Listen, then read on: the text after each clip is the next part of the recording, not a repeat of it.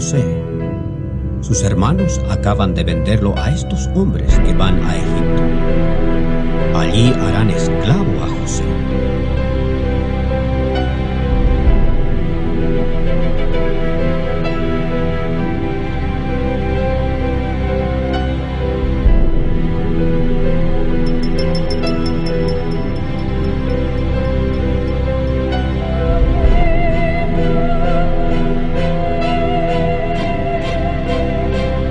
El padre de ellos, Jacob, amaba muchísimo a José.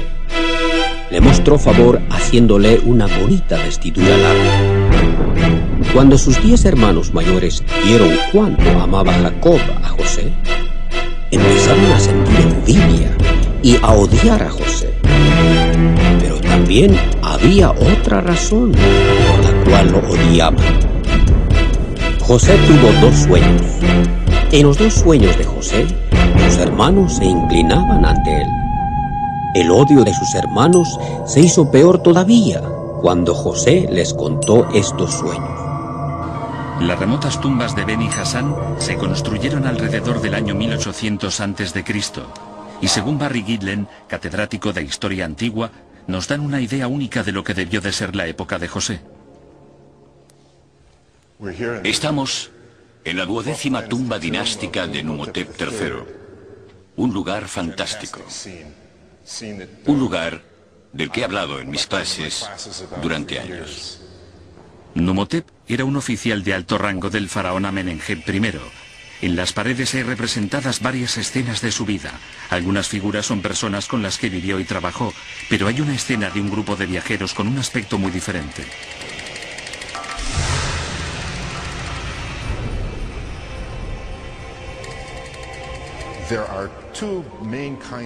Hay 2 tipos de atuendo, los 2 a rayas, y cada raya es de un color diferente, lo que es muy interesante. Además se ve que hay dibujos en las rayas, lo que aumenta los rasgos distintivos, la belleza, la importancia del atuendo. Y ambos representan el tipo de prenda que los escritores de la Biblia podían interpretar como la que llevaría un personaje como José. Aunque estas son imágenes de una capa multicolor en un ambiente egipcio, hay señales que indican que estos viajeros venían de Canaán, la tierra de José. Todo el arte de esa época muestra a los egipcios rasurados, mientras que los canaanitas siempre lucen barba.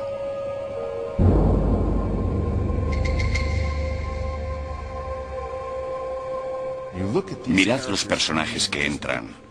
Mirad las barbas y las caras. Es la representación común de los canaanitas semíticos. José es vendido por 20 shekels.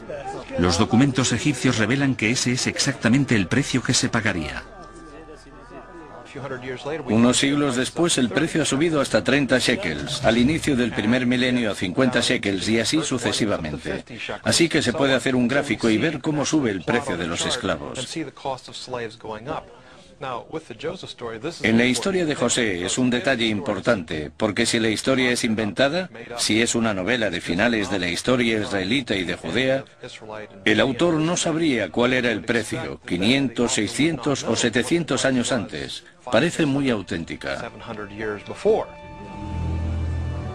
Según la historia, a José le dieron un nombre egipcio, otra costumbre confirmada por el papiro de Brooklyn. Cuando José crece, es un hombre muy hermoso, y la esposa de Potifar quiere que él se acueste con ella. Pero José sabe que eso sería malo, y no quiere. La esposa de Potifar se enoja mucho. Por eso, cuando su esposo viene, le miente y dice: «Ese malo José trató de acostarse conmigo». Potifar le cree a su esposa y se enoja mucho con José. Hace que lo metan en prisión. El encargado de la prisión pronto ve que José es un buen hombre. Por eso lo pone a cargo de todos los otros prisioneros. Más tarde, Faraón se enoja con su copero y su panadero y los mete en prisión. Una noche, cada uno de estos tiene un sueño especial, pero no saben lo que significa. El día siguiente José dice: cuéntenme sus sueños. Y entonces José, con la ayuda de Dios, explica el significado de sus sueños. Su interpretación fue correcta.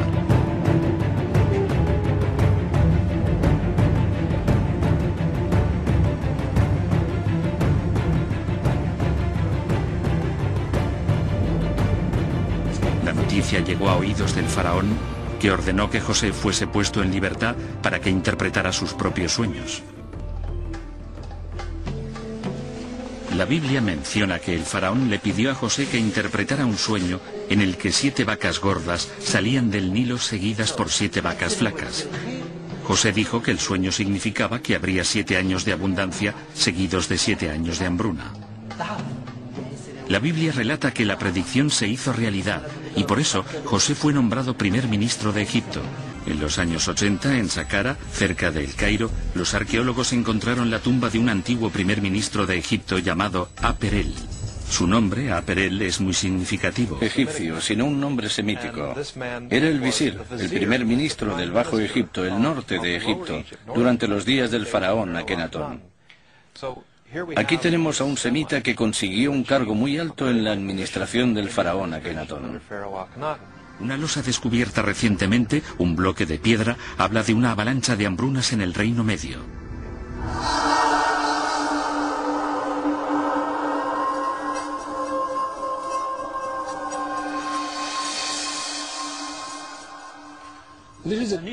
Es una losa interesante. Vemos al gobernador y ante él una lista de varios acontecimientos de su vida. Uno de ellos es una hambruna. En 1792, en el norte y centro de la India, 600.000 personas murieron de hambre. Al mismo tiempo que tenía lugar esta hambruna en la India, el nivel de las aguas del Nilo era muy bajo y este fenómeno duró 7 años. La Biblia también afirma que el visir José tomó medidas para enfrentarse a la hambruna. Como la hambruna está a menudo causada por la sequía, una medida importante habría sido asegurarse de que el agua continuara llegando a las zonas agrícolas.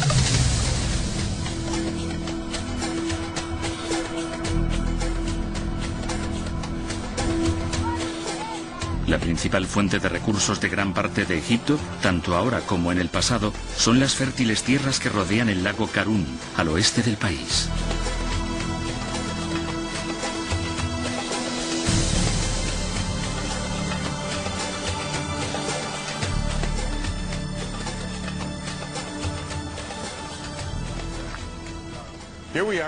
Aquí estamos en medio del lago Karun, en su depresión final. En tiempos muy lejanos, el lago se alimentaba de agua de un ramal del Nilo. Pero la sequía del viejo reino que devastó Egipto hizo que ese ramal se secara, lo que convirtió al lago en un lugar polvoriento. Así que para evitar otra hambruna terrible, a un oficial del Reino Medio se le ocurrió un plan ingenioso para mantener la unión entre el lago y el Nilo.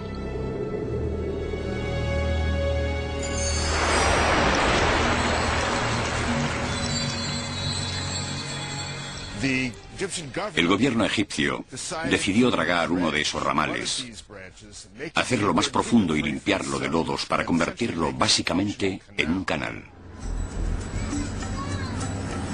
El proyecto tuvo tanto éxito que el canal sigue usándose hoy en día. Para esa obra debieron de necesitarse miles de hombres. No sabemos cuántos, ni sabemos cuántas horas, días, semanas, meses o años. Pero se mantuvo este ramal del Nilo despejado y eso permitió que esta zona, la zona de los alrededores de Fayum, mantuviera su fertilidad. Este proyecto de construcción era esencial para evitar futuras hambrunas. Las mejores estimaciones indican que se construyó entre el año 1850 y el 1650 a.C. Es la época de José. Por desgracia, no hay documentos que digan quién construyó el canal, pero durante miles de años se le ha conocido por un nombre. En árabe es el Bar Yusef, que traducido significa el canal de José.